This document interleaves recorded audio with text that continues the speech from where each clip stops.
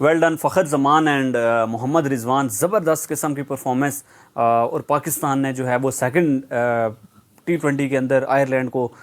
शिकस्त दे के रख दी है और ज़बरदस्त किस्म की परफॉर्मेंस देखने को मिली मोहम्मद रिजवान की तरफ से। और उनका साथ दे रहे थे फ़खर ज़मान। एक टाइम पे तो बॉलर्स ने जो है वो बिल्कुल सांसें सुखा के रख दी थी और ऐसे लग रहा था कि भाई पूरी पाकिस्तानी अवाम जो है, जो क्रिकेट देखने वाली है, क्रिकेट से प्यार करने वाली है, उन्होंने तो अपने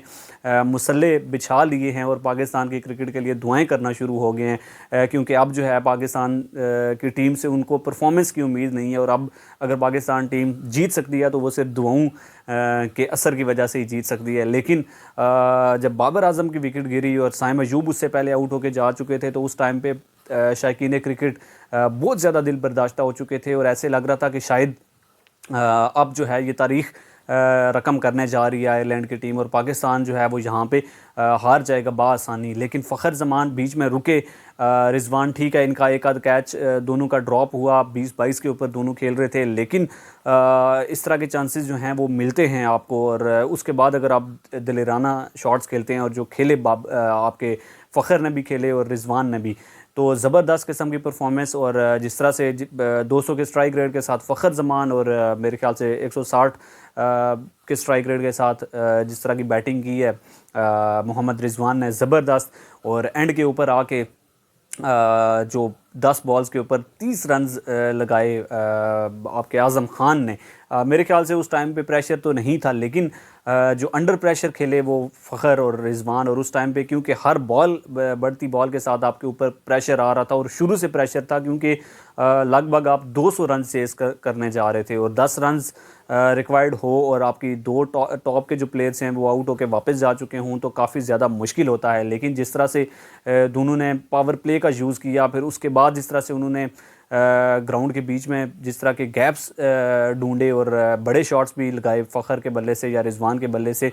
सो बड़ी ज़बरदस्त किस्म की इनिंग्स थी दोनों की। और इस तरह की इनिंग्स की ज़रूरत होगी पाकिस्तान को अगर पाकिस्तान जो है आगे आने वाले मैचेस में इंग्लैंड को हराए और अगर पाकिस्तान वर्ल्ड कप जीतना चाहता है। अब जो तीसरा मैच है उसके हवाले से ख़बर तो यही है कि भाई बारिश का बहुत ज़्यादा चांस है, एटलीस्ट पाकिस्तान जो है इस सीरीज़ को हारेगा नहीं, क्योंकि अगर ये मैच आप हार जाते तो फिर आपके लिए काफ़ी ज़्यादा मुश्किल हो जाता और आप सीरीज़ जो है, क्योंकि अगला जीत भी जाएँ तो आप सीरीज़ हार चुके थे। लेकिन 193 में अगर मैं बात करूं तो 93 रन्स आपके दो प्राइम बॉलर जिनको आप वर्ल्ड क्लास कहते हैं और आप कहते हैं कि भाई इनका तो कोई सानी नहीं है इंटरनेशनल क्रिकेट के अंदर। मोहम्मद आमिर पिटते हैं 44 रन्स, अपने आखिरी ओवर के अंदर 17 रन्स कंसीड करते हैं मोहम्मद आमिर। फिर शाहीन की अगर बात करें, शुरू के 2 ओवर ज़बरदस्त, 2 विकेट्स निकाले, 16 रन्स दिए, उसके बाद आने वाले ओवर में 21 रन्स खा बैठते हैं और फिर आखिरी ओवर के अंदर 12-13 रन्स। सो इनको जो है वो अपनी लाइन लेंथ किस तरह से लेके आना है, बॉल को स्विंग किस तरह से करना है। सबसे बड़ा मसला जो इस मैच में देखने को मिला, इनकी बॉल स्विंग नहीं हो रही थी, मतलब एयर के अंदर जो है आपको कोई मूवमेंट ही नहीं मिल रही है। मतलब आपका इतना ज़्यादा एक्सपीरियंस कि आप इस टाइम पे इंटरनेशनल क्रिकेट के अंदर अगर सबसे ज़्यादा एक्सपीरियंस है जो ये T20 वर्ल्ड कप खेल रही है जितनी भी टीम्स, उसमें से मोहम्मद आमिर वो वाहिद एक बॉलर हैं जो कि 2009 का T20 वर्ल्ड कप खेल चुके हैं। सो इतने लंबे टाइम से आप खेलते आ रहे हैं, लेकिन आपकी बॉलिंग जो है वो किस तरह से तितर बितर हो रही है, मतलब बिल्कुल तीर की तरह सीधी जा रही है बॉल आपकी, ना तो एयर के अंदर स्विंग है और ना फिर पड़ने के बाद बॉल जो है वो सीम हो रही है कि बैट्समैन को परेशान करे और हर बॉल के ऊपर चौका पड़ रहा है। मतलब आखिरी ओवर के अंदर 3 चौके आप खा बैठे। सो पाकिस्तान टीम की बॉलिंग जो थी वो बहुत ही पथेटिक किस्म की बॉलिंग थी और एक टाइम पे मेरे ख्याल से सबकी सांसें जो है वो सूख चुकी थी कि भाई अब पाकिस्तान जो है वो इस मैच को भी हार जाएगा बआसानी, क्योंकि हम बैटिंग से इतनी ज़्यादा तवक्को नहीं करते और ना हमें करनी चाहिए। इस मैच में फ़खर और रिजवान ने कुछ गैरत का मुजाहरा किया आयरलैंड की इस छोटी टीम के अगेंस्ट, लेकिन यही मैच अगर आप देखें कि किसी बड़ी टीम के अगेंस्ट होता है, अगेंस्ट इंग्लैंड कह लें या मतलब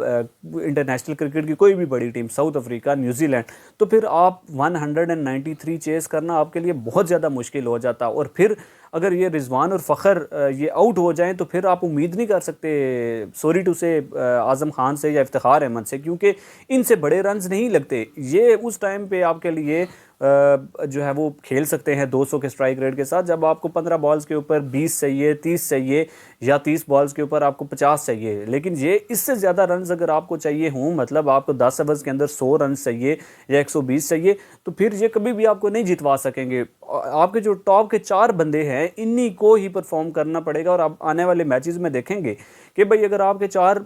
शुरू के प्लेयर्स अगर आउट हो जाते हैं तो पाकिस्तान बआसानी वो मैचेस हारेगा, क्योंकि